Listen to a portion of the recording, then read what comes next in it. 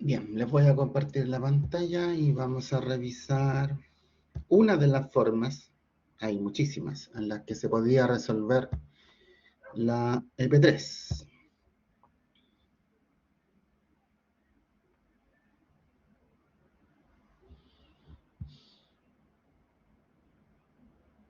En todo caso, la última clase que tuvimos antes de la prueba, revisamos algo muy similar, por no decir igual.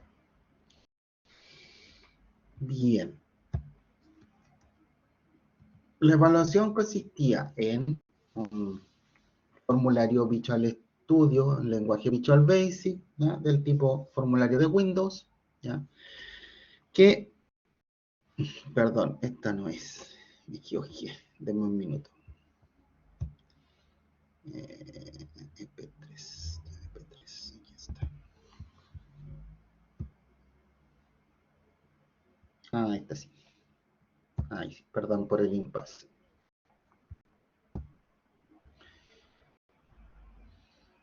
Bien. El requerimiento era, primero, contar con un archivo de datos que podían extraer de acá o también iban junto en el link donde se publicó la EP2. Y el archivo de datos contenía esta estructura. ¿Ya? Tenía una fila que era de encabezado, de columnas, ¿ya? Y después un conjunto de filas con datos de posiciones fijas, es decir, empezaban en un lugar o en una posición y terminaban en otra posición. Tenía espacios entre medios, no había ni tabulaciones, ni caracteres extraños, nada del otro mundo, solo espacios, ¿ya? Y tres valores que correspondían a tres notas de uno de las personas o alumnos que contenía este archivo fila por fila. En total eran 26, si no me equivoco, 27 filas, 26 filas de datos. ¿Ya? La primera no se cuenta como datos. Bien, ¿qué decía el requerimiento? Ya, es un conjunto de notas de alumnos a las cuales se les debe calcular el promedio simple. El promedio simple es la suma de las notas, nota 1 más nota 2 más nota 3, dividido por la cantidad de notas, que en este caso es 3 para todos iguales. ¿Ya? Luego, mediante un programa Visual Basic de tipo Windows Forms, tenía que abrir el archivo, este programa, ¿ya? En donde estuviera descargado. Una vez que lo leyera, calculara el promedio por alumno y dependiendo del resultado del promedio, sobre 4 o inferior a 4, en un objeto del list view, agrupar los datos en dos grupos, aprobados y reprobados, según el promedio calculado por el programa. Todos los aprobados ya sabemos que son sobre 4, todos los reprobados son bajo 4. ¿Ya? Los aprobados son mayor o igual a 4. ¿Ya? Y una pequeña estadística al final con la cantidad de alumnos aprobados, reprobados y el total de alumnos del archivo. ¿Ya? El formulario podía ser similar a este. La verdad es que no era necesariamente que fuera igual, ahí lo dejaba a vuestro criterio, cómo lo podían estructurar, digamos, ¿ya? Pero la idea era tener un solo objeto con dos grupos y la información por columnas puesta de esta manera y los contadores. La idea era que si yo contaba los aprobados y los reprobados, fuera representativo de los valores que aparecían acá abajo. ¿Ya? Eso era todo el requerimiento como tal. ¿Qué se iba a evaluar de acá? La lógica utilizada para programar, digamos. Cómo estaba estructurada las rutinas o la rutina, ¿ya? Si es que usaban modularidad, si usaban procedimientos, cómo ordenaban lógicamente la información. Eso también sumaba puntos. No solamente que la aplicación funcionara, no. ¿Ya? ¿Qué, digamos, recursos utilizaron del lenguaje? Si se quedaron solamente con lo que vimos en clase, o investigaron más allá, como lo debe hacer cualquier analista o ingeniero que programe, ¿ya? Investigar más allá sobre el lenguaje, utilizar ciertas funciones que son similares a las que hemos visto en clase, pero que son más avanzadas o tienen un mejor comportamiento o un mejor desempeño, ¿ya? La idea era que, o la idea es que todo profesional del área de TI investigue más allá de lo que se le está mostrando. Por formación y por definición, en la práctica eso tiene que ser así, ¿ya? Y finalmente la funcionalidad, no quise ser tan drástico. Si se caía, al menos traté de hacerlo funcionar, averiguar por qué y evaluar qué tan funcional era la aplicación, su modo de ejecución, si estaba en lo que había que hacer, si los mensajes eran claros, ¿ya? Si tenía un orden lógico en la incorporación de los objetos, si era visualmente atractivo. Eso también sumaba, digamos, ¿ya? Y con eso había que desarrollar el programa. En cuanto al diseño, bueno, esto está tal cual ustedes lo vieron en el requerimiento, en la EP3, ¿ya? Cuando vimos el tipo de objeto file dialog, ¿ya? Vimos que este se incrustaba en el proyecto, pero no en el formulario, ¿ya? A través de una instancia para ocupar la clase, para, para usar este objeto, ¿ya? Sus métodos y propiedades, nosotros podríamos, digamos, ejecutar el método con código que nos muestra la ventana de diálogo en tiempo de ejecución, porque esto solamente se visualiza su actuar en tiempo de ejecución, ¿ya? Y haciendo uso de la propiedad donde registra el nombre del archivo seleccionado, siempre y cuando se seleccionara alguno, ¿ya? Podíamos obtener la ruta y el nombre del archivo y recién ahí poder abrirlo haciendo uso del file stream, ¿ya? O el stream reader, o el la clase stream que vimos, y hacer el procesamiento con todas y cada una de las filas del archivo, ¿ya? En la medida que se iba procesando, íbamos haciendo el conteo respectivo de lo que se nos pidió que calculáramos, ¿ya? Para que esto funcionara, requeríamos el objeto FileDialog, OpenFileDialog, ¿ya? Una caja de texto donde íbamos a guardar el nombre del archivo, ¿ya? Para ponerlo o utilizarlo posteriormente, una vez que ya lo habíamos seleccionado, ¿ya? Dos botones, uno para buscar el archivo, ¿ya? Y poder obtener su ruta y el nombre completo con su extensión, y el otro es para procesarlo, es decir, leer ese archivo y llenar este objeto con las características que se nos pidió. El objeto listView era el contenedor de los datos que íbamos a procesar y las tres cajas de texto que mostraban algunos contadores, ¿ya? Eso en cuanto a diseño, ¿ya?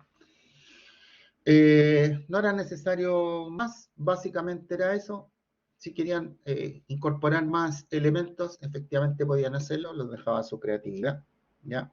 Pero básicamente el problema se resolvía con estos objetos. ¿Podía ser de otra forma? Sí, podía ser de otra forma. Por ejemplo, poner esto en otro list view, también podía ser, ¿ya? O en otro tipo de objeto que me permitiera mostrar esto de mejor forma, por decirlo así, ¿ya? Bien, en cuanto a la búsqueda del archivo, como vimos en la penúltima clase y clases anteriores, el método que me permite abrir una ventana para mostrar el diálogo y que me permita seleccionar un archivo o buscar un archivo entre medio de las carpetas, ¿ya? Es el show dialog, ¿no? O show dialog. el lenguaje Spanglish, ¿ya?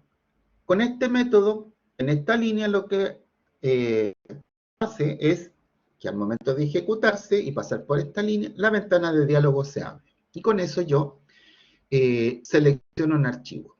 Entre este método y esta propiedad, ¿ya? Aquí estaba la selección del archivo. Una vez seleccionado el archivo, ¿ya? Se llena una propiedad que se llama file name, que es donde guarda la ruta completa y el nombre del archivo, ¿ya? Y además, hacíamos uso de la propiedad de que chequeábamos que el archivo existiera en caso de que el usuario se arrepintiera y no seleccionara nada, ¿ya? Solo si el archivo existía, es decir, mediante esa propiedad el objeto file dialog chequea que la ruta y el archivo existan, ¿ya? Si y solo si existía, entonces guardábamos la ruta en nuestra caja de texto, ¿ya? Caso contrario, no hacíamos nada o el programa tenía que controlar que no hiciéramos nada, porque no había selección, ¿ya? Y eso era todo en cuanto a la selección del archivo. Una vez que seleccionábamos el archivo, quedaba en esta caja de texto, ¿ya? Y pasábamos al botón siguiente, ¿ya? ¿Cuántas veces podríamos apretar el Find File o el buscar archivo? Da lo mismo, podíamos hacerlo n veces, podíamos n veces cambiar de nombre de archivo, ¿ya? Una vez que ya teníamos la ruta y el nombre del archivo registrado en nuestra caja de texto, procedíamos a procesarlo, ¿ya? Aquí las maneras de procesarlo eran muchísimas, de distintas formas. Sí o sí teníamos que usar la clase StreamReader, que es la que nos permite interactuar con el sistema operativo, por eso se instancia como System IO de Input-Output, y el StreamReader, que es la clase que me permite leer archivos, y que me pide esa clase como parámetro. Bueno, el nombre del archivo y su ubicación, que lo teníamos ya almacenado en el objeto, en la propiedad text del objeto de la caja de texto que teníamos en el formulario. Una vez instanciado y de ahí para adelante, como lo quisieran procesar, ya era tema de cada uno. Lo importante era que había que recorrerlo hasta que terminara el archivo. Por lo tanto, el ciclo siempre es mientras no sea fin de archivo, es decir, mientras nuestra instancia de archivo no llegue al final. El end of stream es una propiedad que indica cuándo hemos llegado al último registro. Es decir, esto cambia a verdadero cuando estamos aquí y hacemos un readline. ¿Ya? Estamos en el último registro, en la última columna, hacemos un readline y ya la propiedad cambió porque efectivamente se encontró el fin de archivo, ¿ya? Por eso es mientras no sea fin de archivo. Aquí adentro estaba el procesamiento que cada uno hacía como, digamos, le pareciera, ¿ya? O le acomodara, siempre y cuando fuera ordenado y lógicamente, digamos, relacionado u ordenado, ¿ya? Entonces, teníamos la primera lectura acá, ¿ya? Y la primera lectura era del encabezado. Entonces, esta línea, ¿había que procesarla? Formaba parte de los datos para calcular promedio.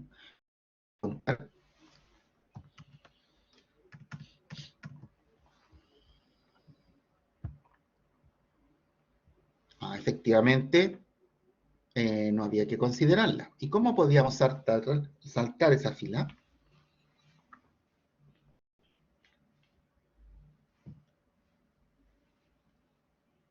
¿Cómo podíamos no procesarla si ya está dentro del archivo, viene dentro del archivo? ¿Cómo sabemos cuándo no procesarla?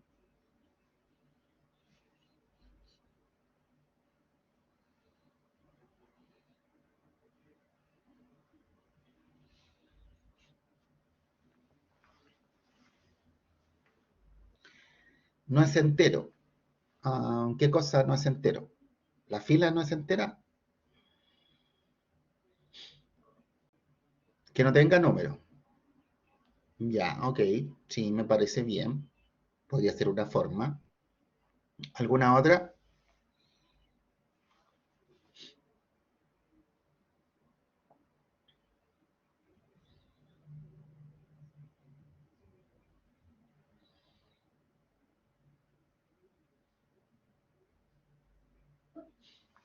Bien, hay un par de formas más, ¿ya? Que es, por ejemplo, si yo sé, el archivo lo podemos visualizar. Si yo sé que aquí dice root, entonces puedo procesar todas aquellas cuyas tres primeras posiciones sean distintas de root. O como dijo su compañero, si esto es un carácter que no es numérico, entonces yo no lo proceso. La otra forma es que si yo cuento las filas, ¿ya? El encabezado siempre es la fila 1, ¿ya? Y como yo tengo un contador de filas, entonces cuando la fila es 1, simplemente no la proceso. Y es como está implementado en este ejemplo, ¿ya? Eh, el contador de registros se llama numReg, que es una variable que está definida acá, de tipo entero y parte en cero. Con la primera lectura, yo leo el primer registro e incremento el número de registro en 1, porque ese valor lo voy a utilizar para dos cosas. Uno, para indicar cuántos registros fueron los que leí del archivo, ¿ya? Recuerden que hay un contador al final de la página.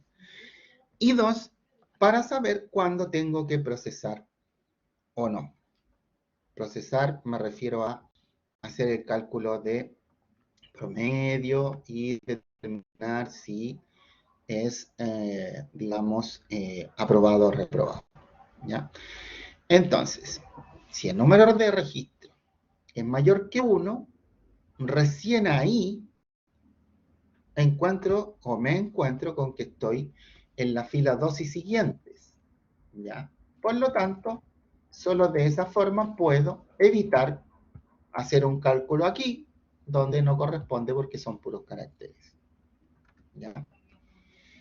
Entonces, si el número de registros es mayor a 1, recién ahí hago todo el procesamiento. Mientras tanto, no hago nada y el ciclo se vuelve a validar que no sea fin de archivo y lee la siguiente fila. Ahora el puntero lo tenemos, por puntero me refiero al indicador de filas. El puntero lo tenemos en la siguiente fila. NumRec incrementó en 1. Tenía 1, ahora vale 2. Y recién ahí ya puedo empezar a procesar todo lo que sea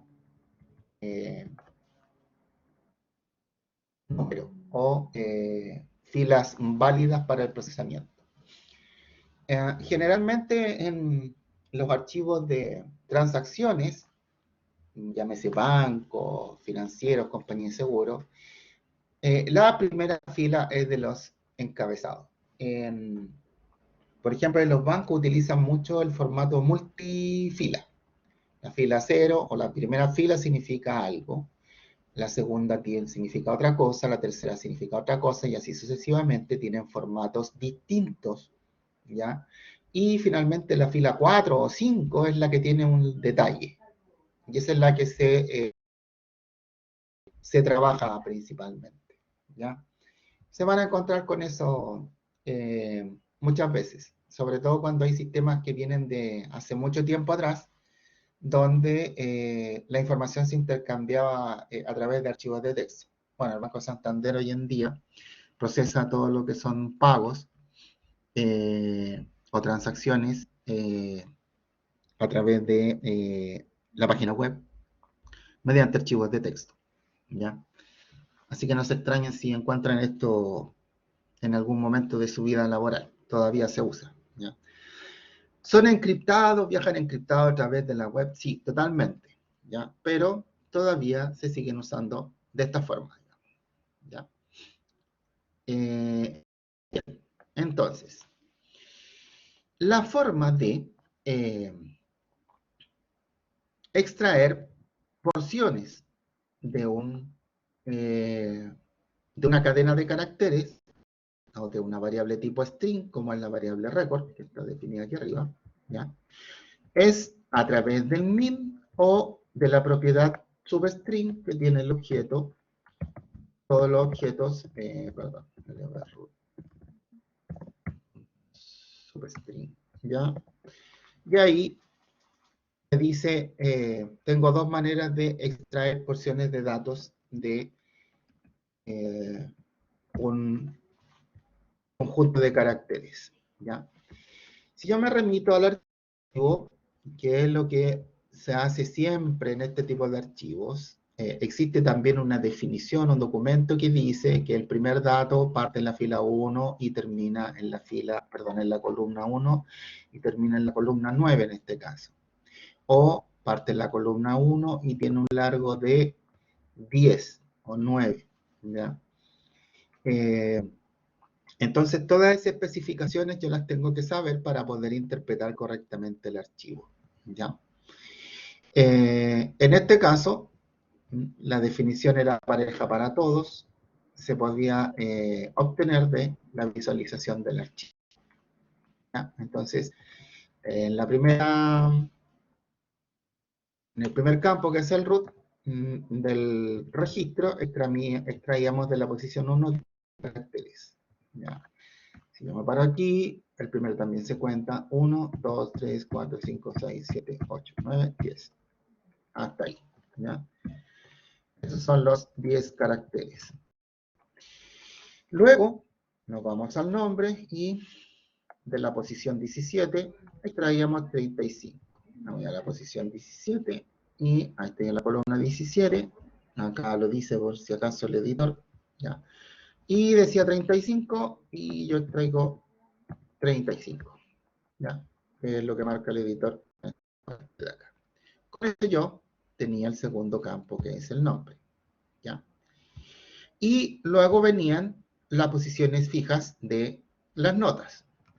La posición 53, 3 caracteres, ¿sí? La posición siguiente, que es la 59, 3 caracteres más, y la posición 63, tengo un error acá, 65, me pasa por copiar, no fijarme, ahí está, 65, 3 caracteres, listo. Pero ¿qué característica tenían estos datos? Que estos datos eran las notas, por lo tanto tenía que usarlos para calcular el promedio. Entonces tenía que transformarlos a número. ¿Y cómo lo transformábamos? A través de la función val, que es la que me permite transformar un carácter que contenga dígitos numéricos, ¿ya?, en un valor numérico. De este modo, para las 3 últimas columnas, yo tenía los valores numéricos de cada una de las posiciones que extraje con este método. ¿Ya? Podía usar el substring o podía usar el mid, el resultado era exactamente el mismo. Luego calculaba el promedio, es un promedio simple que es la nota 1 más la nota 2, o más la nota 3, o el número 1, el 2, el 3, dividido por la cantidad de notas que para todos los efectos es 3. ¿Ya? Y con eso tenía el root del alumno, el nombre del alumno y su promedio. Y luego de hacer ese cálculo, quedaba la parte más difícil, que fue la que estuvimos viendo en detalle en la última clase, que era alimentar el objeto ListView o el contenedor de datos con los datos calculados, ¿ya? Y el método que me permitía insertar en una posición específica un ítem, ¿ya?, era el método insert de los ítems. ¿Podría haber usado el add? Sí, también podría haber usado el add, pero el add le sumaba una complejidad, que era saber cuál era la referencia al último dato ingresado, ¿ya? De esta forma, yo les digo que inserten una posición específica, ¿ya? Y con esto, yo tengo la fila donde fue insertado, ¿ya? Luego de la inserción, recuerden que lo vimos en la penúltima clase, este contador aumentaba y ya tenía un registro más. Por lo tanto, si queríamos referenciar esa fila en particular, teníamos que restarle 1, ¿ya? Y como usábamos una propiedad que me indica cuál es la cantidad de ítems, ¿ya? Siempre insertábamos este valor al final, ¿ya? Entonces, de ese modo nos asegurábamos que siempre fuéramos insertando al final de del objeto ListView en la colección ítems, pero en una posición específica. Era lo mismo que el add, hecho de otra manera solamente, ¿ya? Ahora, ¿qué vamos a insertar? De acuerdo a la estructura que teníamos definido para el ListView, ¿ya? Necesitábamos tres posiciones o 3 columnas. En este caso 4, porque está el número de registro del archivo, ¿ya? El root, que está en una variable que está definida como string, el nombre, que está definida como string también, y el promedio, que era numérica, o en este caso decimal, pero transformado a string con un formato específico, ¿ya? Todos los valores entre corchetes, que es cómo se realiza la inserción, y entre paréntesis, ¿ya? La cantidad de caracteres o la cadena de caracteres que estamos insertando como un nuevo ítem de la list view, ¿ya? De esta forma se hacía el insert, que también lo vimos en la última clase y lo hemos visto en clases anteriores. Bien, insertábamos el ítem, pero ahora, ¿cómo lo agrupábamos? Bueno, aquí, dependiendo del promedio, era si aprobaba o reprobaba, o el grupo que le asignábamos, ¿ya? Pero aquí tenemos una referencia a un grupo que ya está creado. ¿Y dónde se creó esto? Bueno, existe un párrafo, o una rutina, o un módulo, que es el que se encarga de setear o inicializar todos los valores relacionados con columnas y grupos del ListView, ¿ya? Además de limpiar los contadores, ¿ya? ¿Cuándo se hacía esto? Esto se hacía una sola vez, ¿ya? Porque la ListView, el contenedor de datos, no iba a variar dependiendo de los datos leídos. Si yo me fijo en el archivo, estas columnas son fijas y estas 3 cambiaban por el promedio, ¿ya? Y como valor agregado se le incorporó el número de fila dentro del archivo, ¿ya? Entonces, yo tenía que formatear la ListView con estas 4 columnas. Tenía que preocuparme o asegurarme de que la ListView mostrara los detalles. Esto lo podía setear en tiempo de ejecución o en tiempo de diseño. También funciona, ¿ya? Y sí o sí, esto se tenía que hacer solamente cuando la lista estuviera vacía, es decir, no tuviera columnas. En este caso, cuando no tenía columnas, se seteaban las columnas, ¿ya?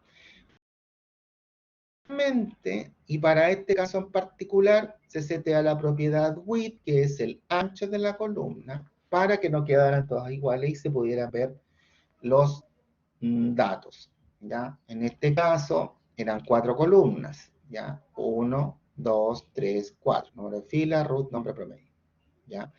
Entonces, si la columna era la primera, que es número de fila, ¿ya? El ancho de esa columna era 60. ¿Ya? ¿Por qué menos 1? Porque recuerden que las columnas son colecciones y las colecciones se referencian partiendo desde el 0. ¿ya? ¿Por qué ítem? Porque dentro de las columnas, cada uno de estos es un ítem como parte de la colección columnas, al igual que los grupos, ¿ya? Pero aquí se seteaba el ancho, ¿ya? El número de filas. Si era 2 o 4, que es el root o el promedio, el ancho era distinto y finalmente, si no era ni la 1, ni la 2 o la 4, significaba que era la 3 y por eso se seteaba este ancho. Listo, eso era el aspecto visual, ¿no? Podía haber estado o no estado, ¿ya? Y ahora con los grupos, se agregaban dos grupos, ¿ya? Aprobado y reprobado. Los grupos también son una colección, por lo tanto, la primera referencia era 0 y la segunda referencia era 1. Y las cajas de texto vacías ustedes lo conocen. Entonces, quedamos aquí. Aquí. Dependiendo del valor del promedio, ¿ya? El último ítem insertado, que es el contador de ítem menos 1, porque recuerden que al hacer el insert, el contador de ítem, luego de hacer el insert, variaba. Es decir, si mi lista estaba vacía y tenía 0 ítems, ahora tiene 1. ¿Qué ítem tiene? El de la posición 0. Por eso se referenciaba ese ítem en particular con menos 1 para hacer referencia a la cantidad de ítems, menos 1 para hacer referencia a la posición específica. Y se le decía que ese grupo era el primer grupo que corresponde a los aprobados, ¿ya? En el caso contrario, el otro grupo era el de los reprobados, ¿ya? Inmediatamente se determinaba si era aprobado o reprobado, se incrementaban los contadores respectivos. Yo podía usar contadores o podía usar directamente la caja de texto que tenía para cada uno de los efectos, incrementando su valor, ¿ya? En este caso está implementado con variables que finalmente van a parar a cada una de las cajas de texto respectivas, ¿ya? Y luego se volvía el procesamiento a el siguiente registro y así sucesivamente hasta terminar, ¿ya? En este caso, y como recomendación, siempre se cierra el archivo porque es un espacio de memoria que queda abierto y si queda abierto y yo sigo trabajando, puede generar comportamientos extraños o no comprensibles en la aplicación. Por eso se cierra y aquí hay una rutina, ¿ya? Que le pasa todos los valores calculados.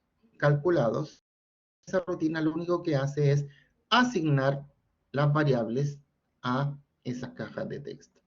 ¿Por qué está en una rutina? Es solamente para efectos de orden, entendimiento y en caso de error, si esto tiene un error, cualquiera que sea, yo trabajo solamente en esto, en esta parte, y no tengo que estar visualizando, recorriendo o analizando el módulo completo, ¿ya? Lo mismo para inicializar los datos, ¿ya?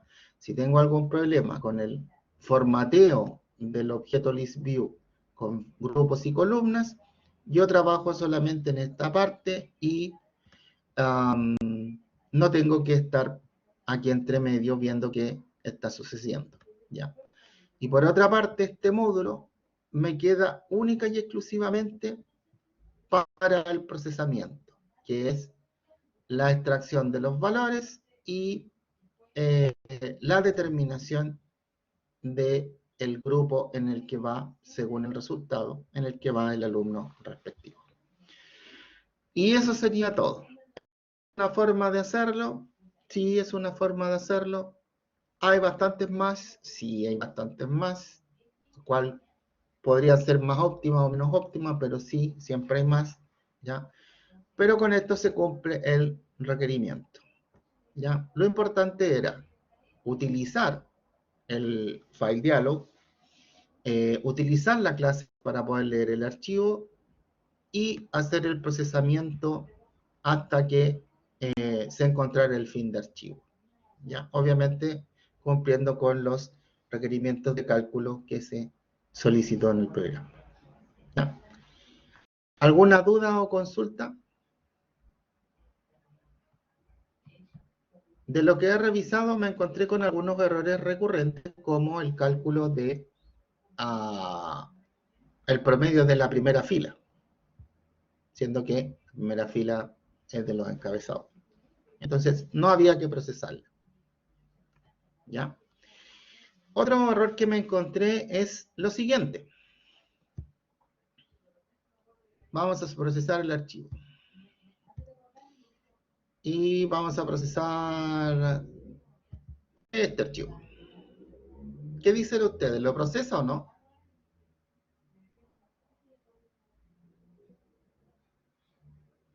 ¿Procesará ese archivo si no es el de texto?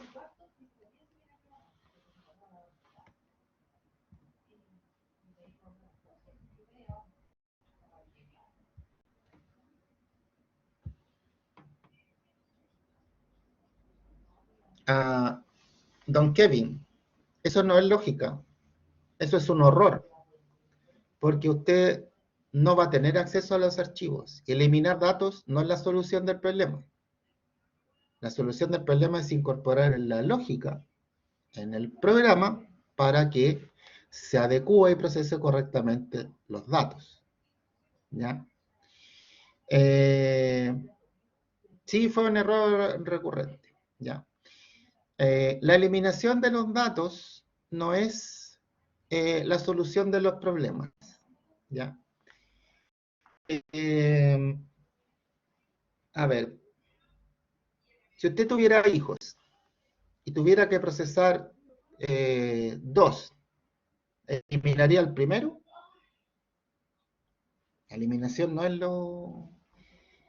lo que corresponde. Y en la mayoría de las veces no se tiene acceso más que de lectura a los archivos de datos.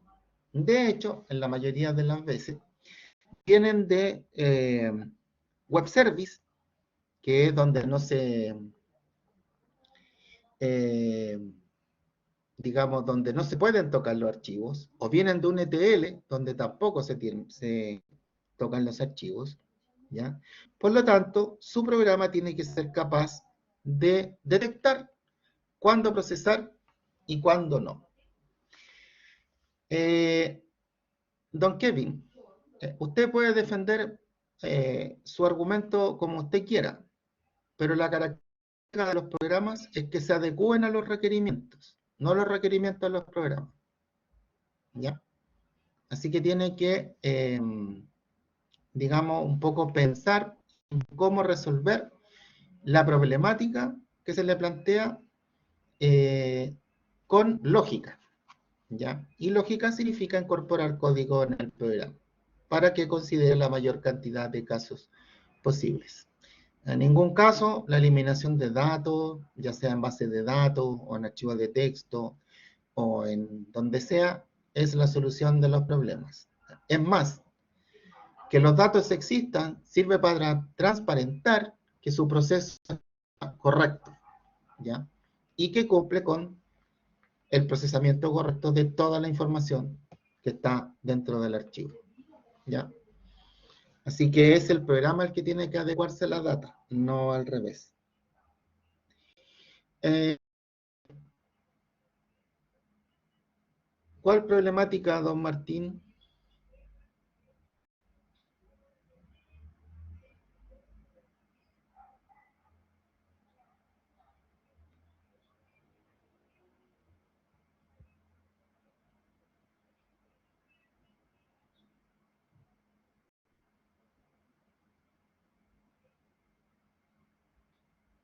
¿La del primer registro?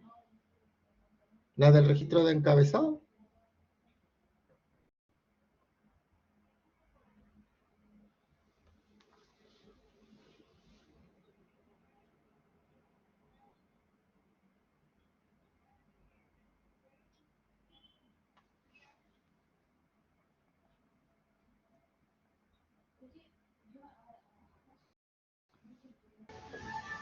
Exacto, profesor, lo mismo, opino lo mismo que Sebastián. O sea, en el programa, profesor, se ve muy fácil, pero no debió poner cosas así de investigar porque uno se va, en el examen siempre tiene que venir lo que usted enseñó, no lo he investigado. Igual todo también, bueno, por mi parte también estoy frustrado, enojado porque no lo pude completar. Bueno, la frustración es parte de el ámbito de la vida y no se frustren porque este tipo de cosas pasan a diario. En la medida que ustedes vayan adquiriendo experiencia, van a ir resolviendo los temas, pero saltarse en la primera fila no es un elemento del lenguaje, es un elemento de la lógica. No, lo que nosotros ¿Ya? nos Y esa valemos, lógica claro, la aporta quien programa, no la aporta el claro. lenguaje. Es No, lo que nosotros lo ustedes que, tienen que aportar como profesionales que programan. La idea de claro, programar es justamente ingeniárselas, ¿ya? Con todos los recursos que uno tenga o con todo lo que se le ocurra para poder sacar a cabo o resolver una problemática. Ese es el tema. sí, profesor, es que eso es lo que pasa, que es ese EP3 y vale el 30%. Por eso a nosotros nos preocupa, porque queríamos resolver, queríamos sacar una alta nota, pero con el ejercicio que usted mandó y que investiguemos, no se puede, profesor, no se puede ni sacar ni un 7, no se puede sacar ni un 7. A eso nos vamos Profesor, nosotros. profesor, ¿le puedo hacer Tal una vez no se pregunta? pueda sacar un 7, pero sí se puede sacar un 6-9. Dígame. Profesor, ¿la lógica que usted tanto menciona es algo que uno nace con ello o algo que se inculca a través del tiempo? La lógica se inculca en la educación básica ¿Ya? a través de las matemáticas ¿Ya? para desarrollar su poder de abstracción y se va adquiriendo en educación media cuando se analizan las tablas y los conectores lógicos y se va desarrollando a través del tiempo con distintas situaciones, digamos. ¿Ya? ¿Y usted aquí no cree que está siendo un poco injusto para las personas que a lo mejor no traemos una buena base de lógica de la que tanto usted habla? Como para desarrollar un programa en 3 horas, 3 horas, 1 hora y media, que es lo que usted generalmente da, 2 horas. Porque Una para hora y usted, media porque yo imposible. de hecho creo que en algunos ramos sí nos daba 1 hora y media o 2 horas, pero ya dejémoslo en 2 horas. Porque claro, para usted es sencillo decir, no, tienen que ocupar la lógica, tienen que ocupar la lógica, pero no es algo que nosotros hayamos ocupado toda la vida. Recién este es nuestro segundo año de analista, en mi caso, y no es algo que tenga así como a flor de piel. No tiene que crear con el tiempo, con la experiencia. Ya, pues, y es experiencia que no tengo como para crear una aplicación o un programa en 3 horas. Eh, a ver, aquí vamos a lo que es primero, el huevo o la gallina. Si no practico, ¿cómo desarrollo la lógica? Si no hago ejercicio, ¿cómo desarrollo músculo? Entiendo ese punto, pero considero que, o sea, estoy recién aprendiendo, ¿me entiende? Puedo practicar mucho, pero mi tiempo igual es limitado. No, y yo creo que de aquí a 5 años más recién o sea, no sé si interiorizarme, pero ya tener la lógica de la que usted tanto habla a flor de piel, no ahora. Ahora recién soy un estudiante, ¿me entiende? No soy un programador profesional como usted dice. Yo no he dicho que sean profesionales, Pero usted siempre nos recalca eso, que vamos a ser profesional y que por eso lo tenemos que hacer así ahora. Y ahora yo no soy que van a profesional. hacer, no que sea, que van a hacer. Y el camino para hacer es el que ustedes están siguiendo. Es que, profesor, ¿sabe lo que pasa? Que nosotros no somos jóvenes, así que, por ejemplo, solamente estudiamos. Nosotros trabajamos y estudiamos. Aparte, yo veo que a veces usted dice, no, le doy una semana para hacer un trabajo de investigación. No es una semana. porque nosotros solamente no tenemos un curso de ustedes, tenemos 6 cursos. Y los 6 nos piden investigar, investigar, investigar. Y hay personas que nosotros que trabajamos de lunes a sábado y solamente nos queda un día y medio para resolver. O sea, ustedes sueltan la tarea, investiguen, investiguen y no piensen en el alumno. No, les falta un poco más de empatía a algunos profesores. Créame que lo entiendo porque mis 2 carreras las saqué estudiando de noche. Y sé lo que es tener mucho más de 6 ramos en un semestre. Por eso debe Y hay que entenderme hacer el esta esfuerzo, parte. lamentablemente. Claro, es el esfuerzo, pero también, profesor, si se nos acumula todo, ¿cómo la vamos a hacer? Aparte, nosotros no, depende del trabajo. Nosotros trabajamos en diferentes áreas que son más peligrosas, que tenemos que dormir en otras horas para poder trabajar el día siguiente. Aparte, me parece injusto sobre la EPE que nos ponga algo que no había explicado, profesor. No había explicado. O sea, se ve fácil, ahorita que lo veo se ve fácil, pero no sabíamos. Y yo que paro repasando su clase, porque su curso no le doy tanta importancia que lo demás. Y por eso todos con los compañeros nos comunicamos, oye, mira, lo terminaste. No, mira, nadie lo ha terminado, profesor. A nadie le va a salir. ¿Cómo vamos a sacar un 7? No va a sacar un 7, pero puede sacar un 6,9, como le digo. Pero cómo vamos a Profesor, sacar, profesor? ¿Cómo vamos a sacar si profesor, no, si no nos ha enseñado? ¿cuál fue su nota más alta? Si es que se puede No saber, le puedo obviamente. responder eso todavía porque no he terminado de revisarlas. Y espero hoy ¿Y día en la hasta ahora noche cómo terminar van? de revisar todo. Lo que ha revisado, si es que se puede saber. Me parece que hay un 5 por ahí, no estoy seguro, hasta el momento. ¿Y no cree que con las notas de hasta el momento eso responde todas nuestras inquietudes?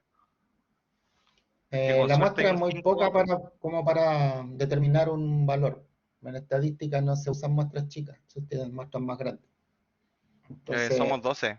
Somos 12, la por muestra va a eso, ser chica. 5 de 12 es menos del 50%. No puedo fiarme de esa muestra como para tener un parámetro de comparación.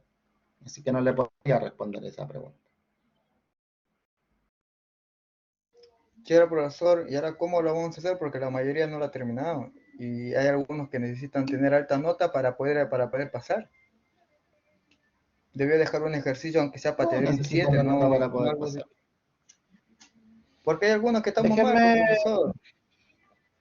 déjenme terminar de revisar y vemos qué hacemos. El semestre no está cerrado. Yo puedo cambiar las notas en cualquier momento hasta que me cierren el semestre. Así que les pido por favor que me dejen terminar la revisión y después vemos qué hacemos. En el peor de los casos, podría modificar la escala para no perjudicarlos, Claro, profesor. Y profesor, con lo que le para dije que no se también sientan perjudicados. ¿Ya? sí, profesor, porque igual el CP3 es del 30%. Y nosotros nos preocupa. A Y mí también, también me profesor, preocupa. ¿Y saben qué sí, me pues. preocupa a mí? Que cada vez la calidad va disminuyendo. ¿Y a qué se debe Entonces, eso usted cree, profesor? no es el lugar ni el momento para conversar del sistema de este país. Yo creo ¿Ya? Pero que aquí hay un el problema de sistema, fondo que no depende ni de ustedes ni de mí, ¿ya? Y lamentablemente, si ustedes se fijan en los puntajes de la prueba de selección o la nueva prueba, cada vez va disminuyendo. Ese es un pésimo indicador de la educación.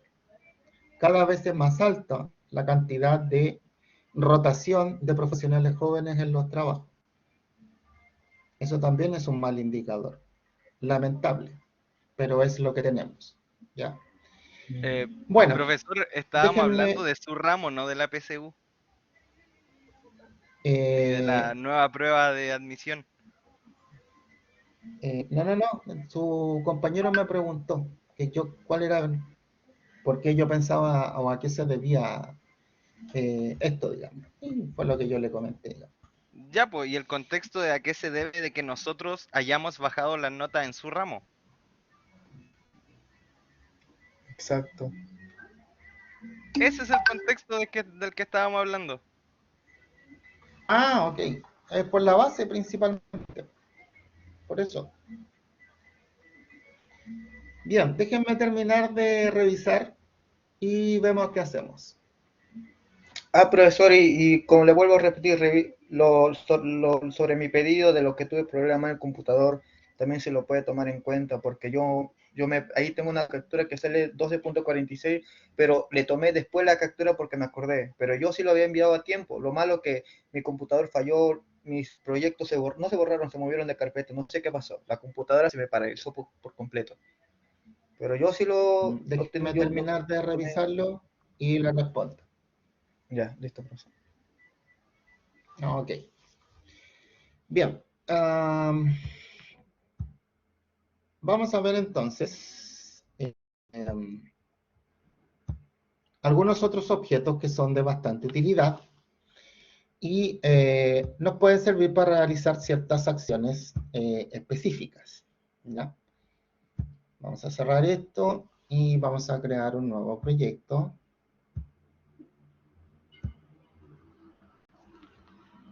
Que se llama, vamos a ponerle otros objetos.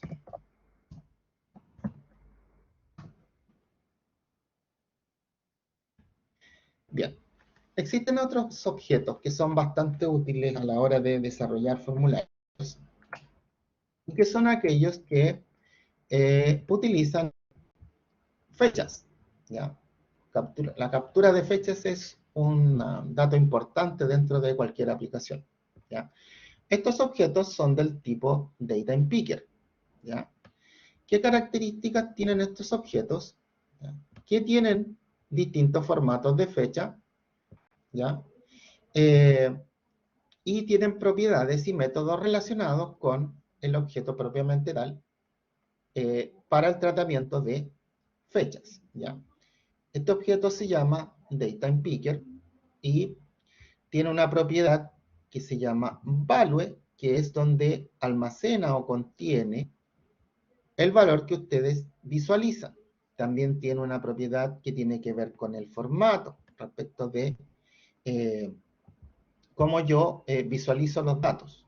Este efecto que ustedes ven acá, en tiempo de diseño, es el mismo que pueden visualizar en tiempo de ejecución, ¿ya? Y tiene algunas características que vamos a ver con código. También tiene propiedades relacionadas con su aspecto, ¿ya? El largo, el alto, el estilo, ¿ya?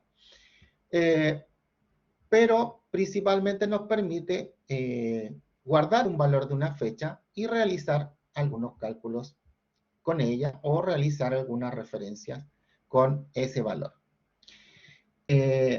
Otro objeto que es bastante utilizado para representar estados dentro de las aplicaciones es el Progress Bar.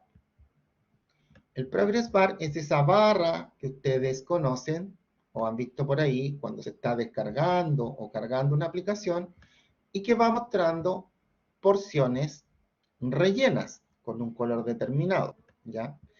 Las propiedades de este objeto son el valor máximo, el valor mínimo, y hay un valor, o usar una propiedad que se llama value, que me permite marcar un área dentro de, de ese objeto, ¿ya? Con otro color, ¿ya? También tiene propiedades relacionadas con el aspecto y los cómo se usa este objeto en tiempo de ejecución.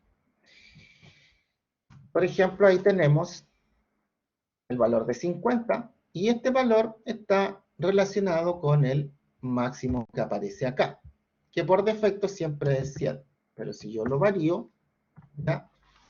Está relacionado con el valor que aparece acá.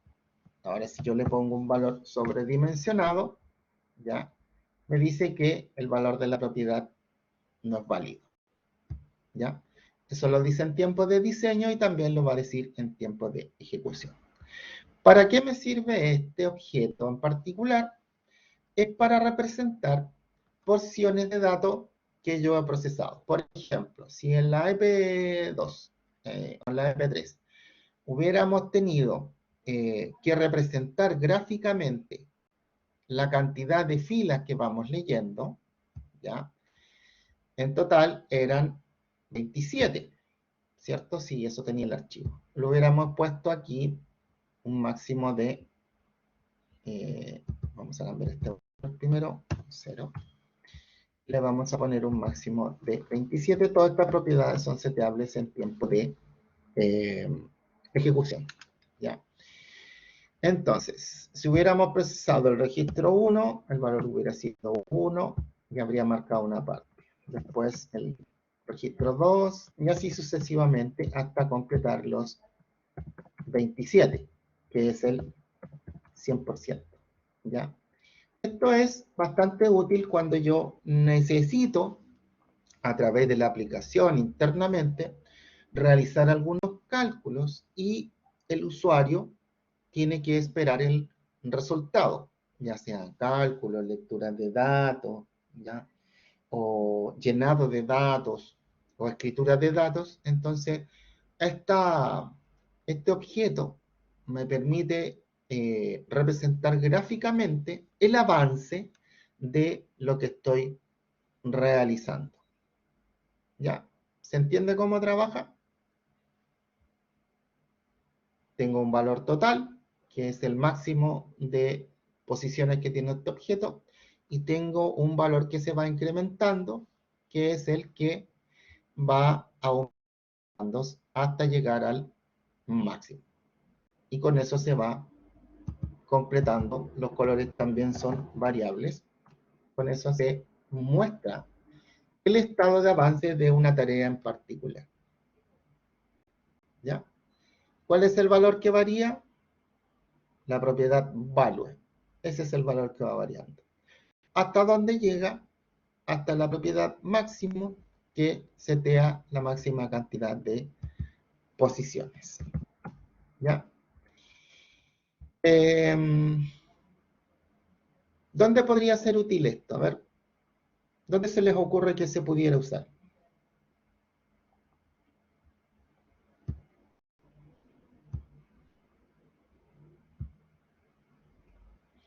Progress bar 1.value igual contador. Sí, efectivamente, eso es. ¿Y el contador qué sería, don Sebastián?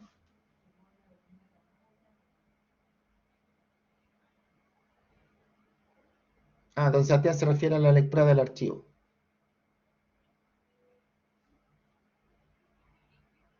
Sí, sí, sí. Ahí mismo tendría que haber ido, si es que se iba a utilizar ese objeto, ¿ya? Para representar el avance del procesamiento de los datos, ¿ya? Don Martín, ¿en qué momento entrar a una aplicación? Por ejemplo, si yo entro a Chrome, ¿dónde lo pondría? ¿O cómo haría la medición?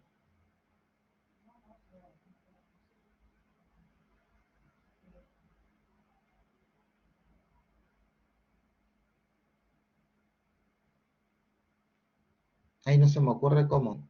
¿Puedo decir cómo sería?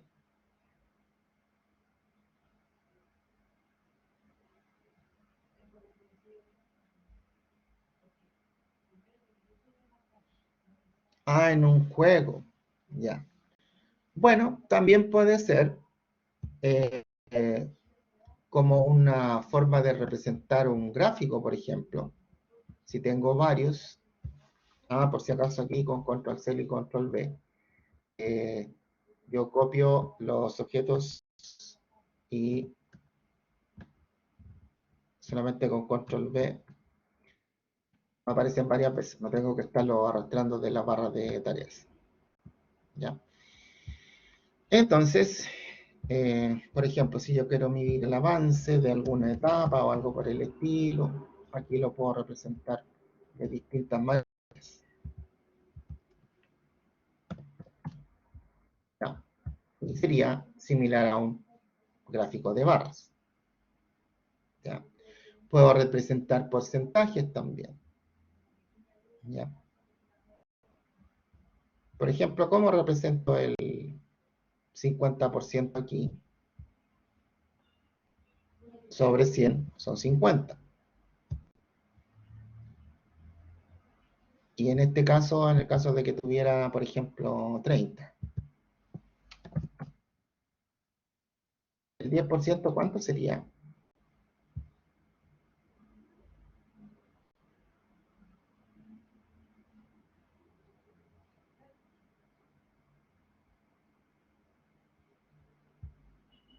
También me sirve para representar este tipo de cosas. ¿Ya? Entonces, la próxima clase vamos a hacer un ejercicio que consiste en utilizar estos objetos del tipo DataInPicker o de la clase DataInPicker.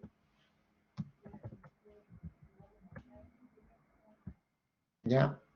Y vamos a referenciarlos a través de un botón.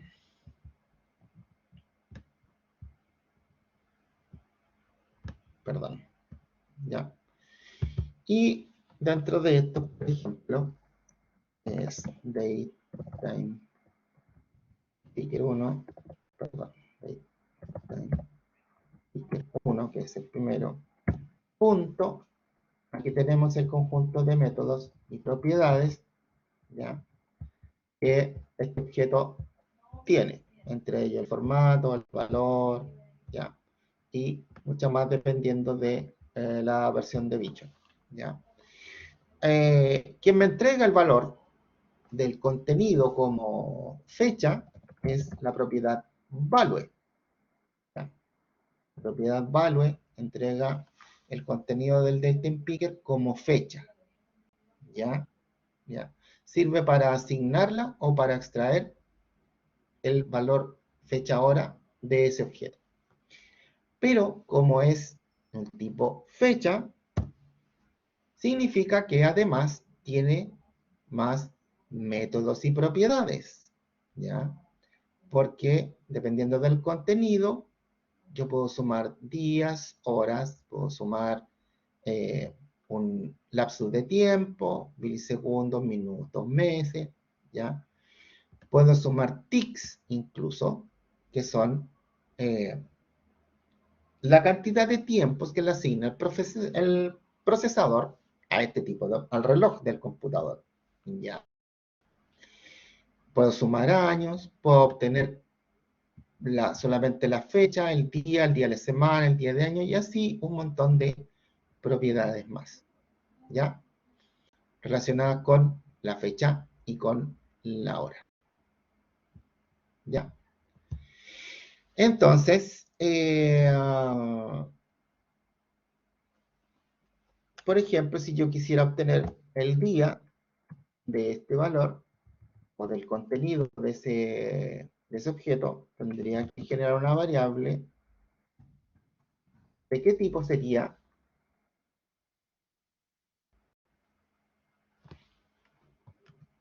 Si voy a guardar el día. No, ¿de qué tipo sería la variable donde voy a guardar el día? Muy bien, don Martín, de tipo entero. De hecho, el día dice que entrega, primero que es una propiedad de solo lectura, y que además es del tipo entero, ¿ya?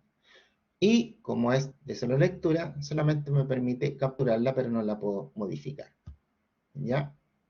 Lo mismo para las propiedades mes, integer, igual a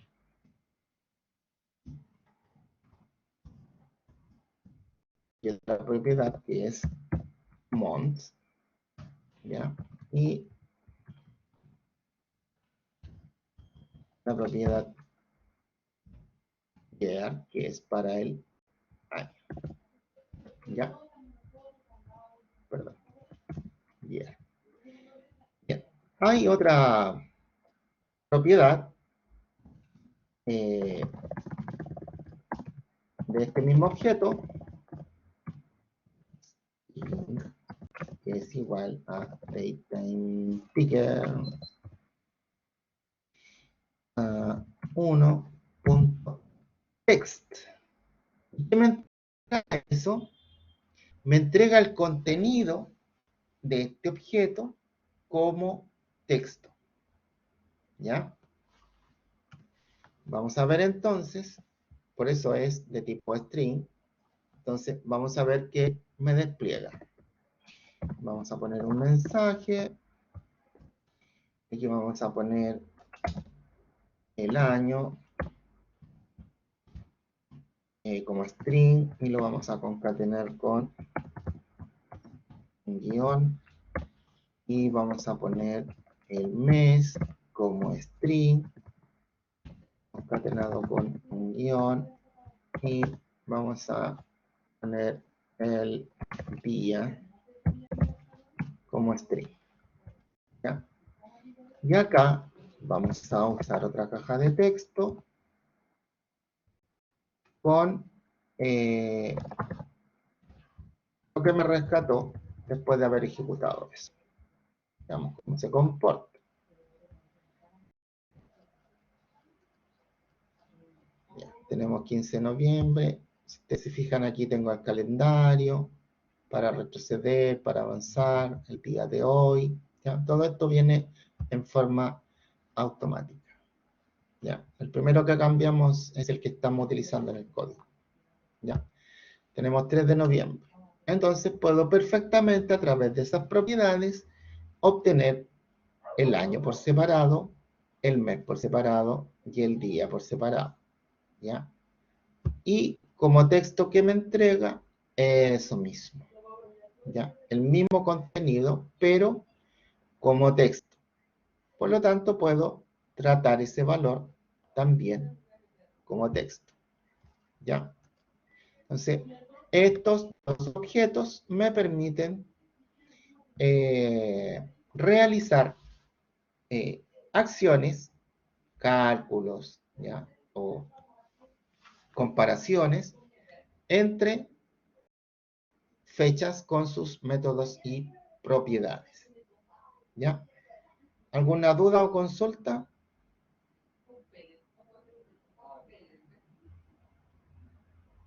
Respecto del uso, los métodos y las propiedades.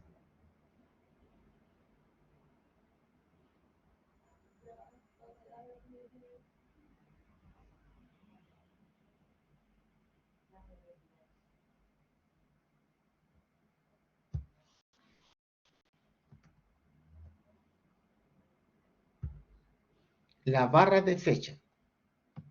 ¿Qué es la barra de fecha, don Kevin?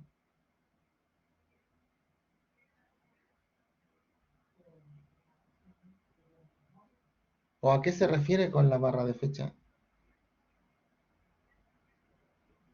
¿Cuál ocupa para qué? ¿Qué es lo que quiere hacer?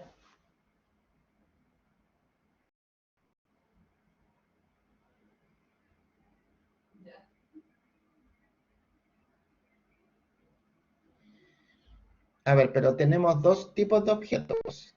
Tenemos el de fecha y tenemos la barra de progreso. Son totalmente distintos. Sirven a distintos objetivos. Uno es para trabajo con fechas, que son los date time picker. El otro es para representar por medio de una gráfica algún valor. Son dos cosas distintas. Donde sale fecha, este se refiere a este objeto de acá, el date time picker. ¿Sí?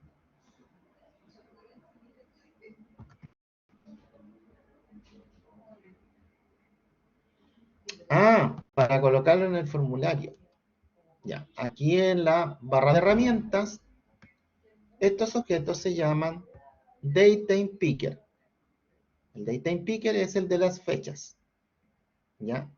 El otro objeto, la barrita con colores, es nombrada como progress bar, que es esta que está acá. ¿Ya? Esos son los nombres técnicos de estos objetos que estamos usando. Ahora sí.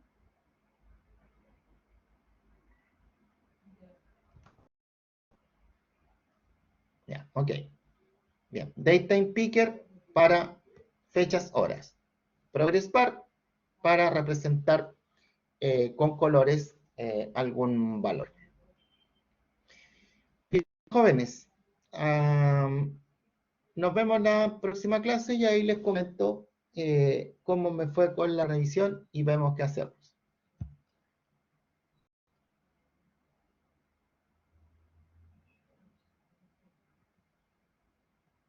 Muchas gracias y que estén muy bien.